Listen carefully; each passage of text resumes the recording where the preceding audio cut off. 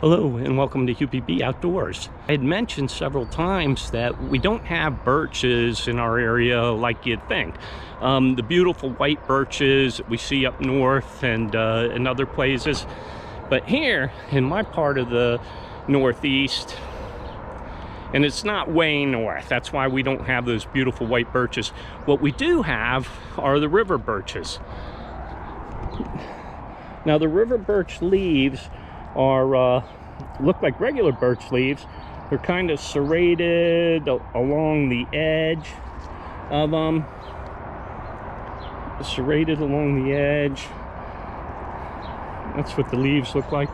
And the river birch isn't the white birch, but this peeling bark is characteristic of the birch.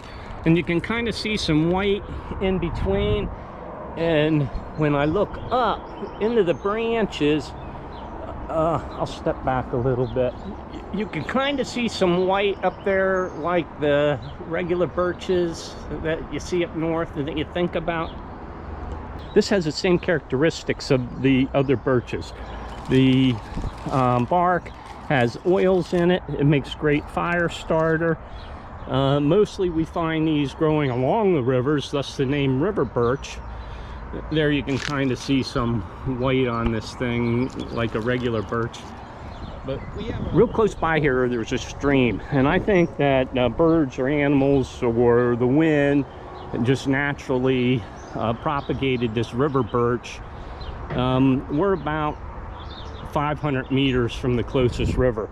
Normally I find these things growing right along the creeks and the rivers, almost touching. I think they really like the wet, almost like a willow. And this is a river birch.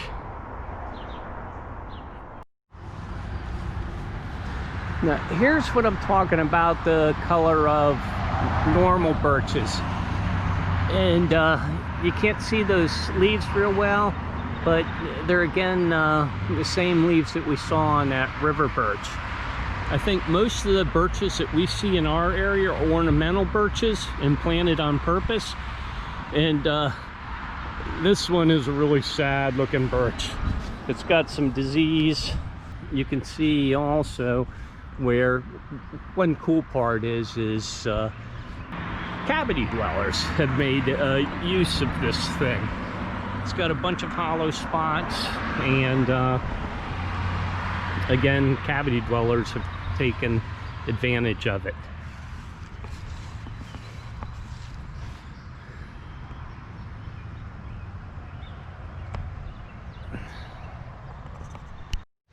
This is another birch, and again, I do not believe this one to be a birch. It's not quite as white. I do believe it to be a river birch, and the reason is because I'm looking at the base. That's every bit of 4 or 5 foot across the base. I'm going to say a good 4 foot across the base, and the crotch is real low. This is a really old tree, and I know that this house and this house were both built around 1905 to 1915. I know that, believe it or not, this old beast was built in 1910. So, and then also, there are just some huge silver maples. And usually silver maples are kind of more in a swampy area. Again, it's got the typical birch leaf. But again, I believe it's a river birch. One, because the birches that we see around here, again, are planted as ornamentals, and they never get this huge.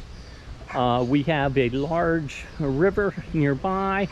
This is a flat area. I think 1,000 years ago, this may have even been river plain. And then again, because of the silver maples, usually we're finding them.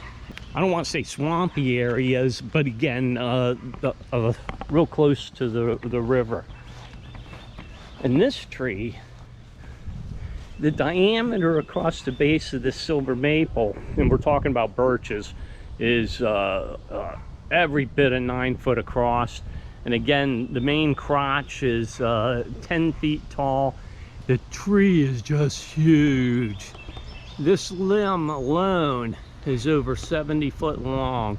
So I believe that these were transported, the seeds, by wind, perhaps birds and animals, ride-alongs, and just very interesting. I just wanted to make this is pretty thin, so it's hard to scrape the little dust from the inner bark.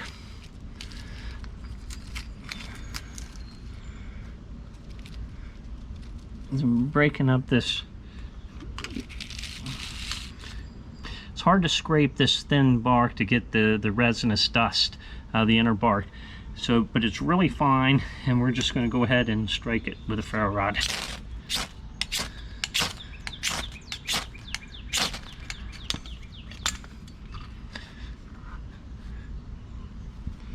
I got to protect this from the wind.